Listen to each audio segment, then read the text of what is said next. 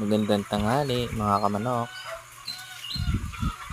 Tara po at bisitahin natin ang ating mga alagang RTN. Sobrang ganda po ng panahon ngayon.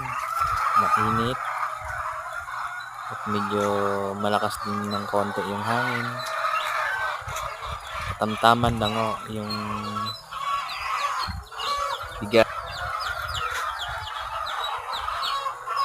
ng hangin sa ating mga alagang RTN.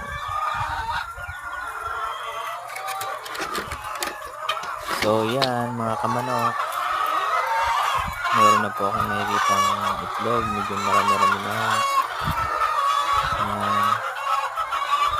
Tinitingnan ko po ang kanilang pagkain. Meron po kasi minsan na nababakantihan, walang laman ng kanilang pakainan.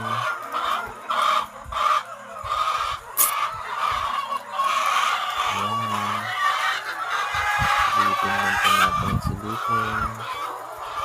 So yan mga kamanok, lagi ko po yan tinitingnan sa mga ganyan, kanilang painuman, kasi po nagbabara po yan. Nangiitim yung palong nila kapag hindi sila nakakainom ng tubig. Nadi-dehydrate po sila. Dahilan po ng kanilang pagkakamatay at pagkakaroon ng sakit.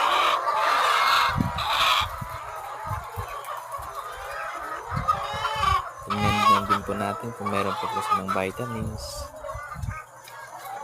Naka-egg 1,000 po sila sa umaga. Ayan po.